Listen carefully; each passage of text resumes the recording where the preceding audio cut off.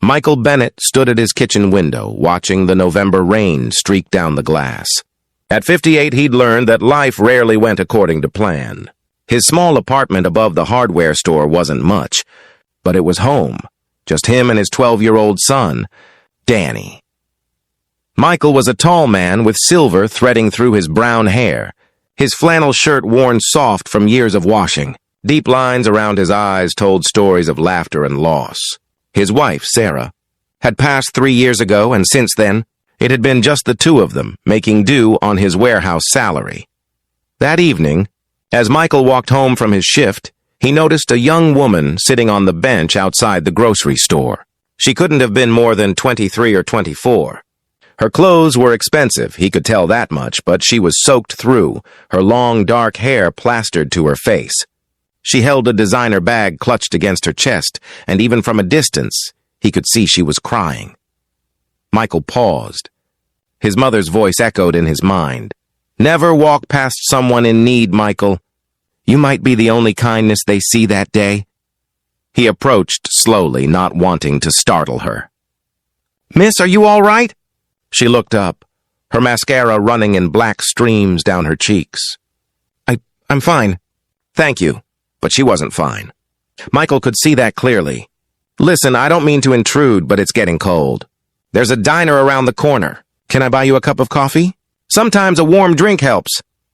The young woman, her name was Emily, she told him later, studied his face. Whatever she saw there must have reassured her, because she nodded. Over coffee, the story came out slowly. Emily had fled from her engagement party. Her father, a wealthy real estate developer, had arranged her marriage to a business associate. "I don't even know him," she whispered, wrapping her hands around the warm mug. I couldn't breathe in that room full of people celebrating a future I never chose." Michael listened. Really listened, the way he'd learned to do with Danny when his son needed to talk about missing his mother. He didn't offer advice or judgment. Sometimes people just needed someone to hear them. "I have nowhere to go," Emily finally admitted. "I left my phone at the venue. My credit cards. My father will track those. I know it sounds dramatic, but I just need one night to think clearly." Michael thought of Danny at home, probably doing his homework at the kitchen table. He thought of Sarah and what she would do. The answer was clear. "I have a couch," he said simply. "It's not fancy, but it's dry and warm. My son and we don't have much, but you're welcome to stay the night. Figure things out in the morning when your head's clearer." Emily's eyes filled with fresh tears. "You don't even know me." "No," Michael agreed. "But I know what it's like to feel lost. And I know my mother would haunt me if I left you out in the rain." At the apartment, Danny looked up from his math homework, surprised but not shocked. His father had always helped people, bringing groceries to old Mrs. Chen upstairs, fixing things for neighbors who couldn't afford repairs. "Danny, this is Emily. She's had a rough evening and needs a safe place to stay tonight." Danny, with all the earnest politeness Michael had tried to instill in him, simply said, "Do you like grilled cheese? Dad makes really good grilled cheese." That broke the tension. Emily laughed, really laughed, for the first time that evening. They shared a simple dinner. Emily asked Danny about school, and he told her about his science project on solar systems. Michael made tea and found clean sheets for the couch. They didn't pry into Emily's troubles. Instead, they treated her like a friend, like family, like someone who mattered beyond her circumstances. Before bed, Emily helped Danny with his math homework. She'd studied engineering before her father had insisted she join the family business. Michael watched them bent over the textbook together and felt that warm glow that comes from doing the right thing, no matter how small. The next morning, Emily was gone before they woke. On the kitchen table, she'd left a note in careful handwriting. "Thank you for reminding me that kindness still exists. You've given me the courage to choose my own path. With gratitude, Emily." Tucked under the note was $200, money they desperately needed, but money that made Michael uncomfortable nonetheless. 3 months passed. Winter gave way to early spring. Michael had almost forgotten about that rainy November night when a woman in a business suit appeared at the hardware store where he worked weekends for extra money. It took him a moment to recognize Emily. She looked different, confident, purposeful, her hair pulled back, her eyes bright.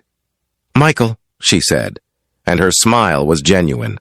"I've been looking for you." Over coffee, again at that same diner, Emily explained.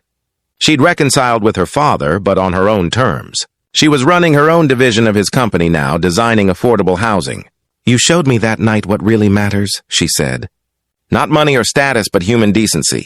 Seeing how you and Danny lived, with so little but so much love, it changed my perspective."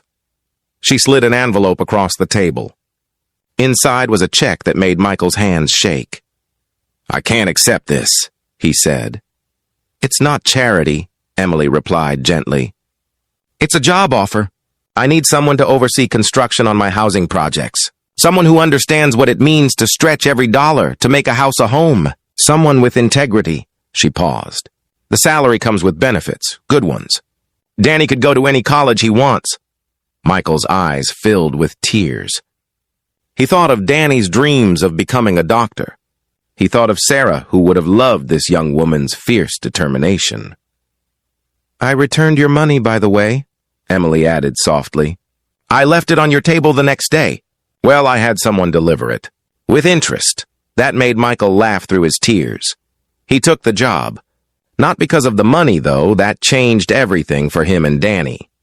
He took it because Emily's vision reminded him of his own values, that everyone deserved a decent place to live, that kindness could be built into foundations and walls.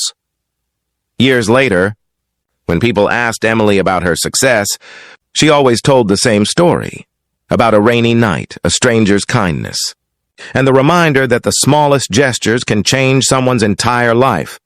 And Michael, now retired and watching Danny graduate from medical school, often thought about that evening. He'd offered Emily a couch and a grilled cheese sandwich. She'd given him hope, but really, they'd given each other something more precious. The reminder that we're all connected, that compassion costs nothing, and that sometimes the people we help end up helping us in ways we never imagined. That's the real wisdom that comes with age. Understanding that kindness isn't a transaction. It's simply the right way to live.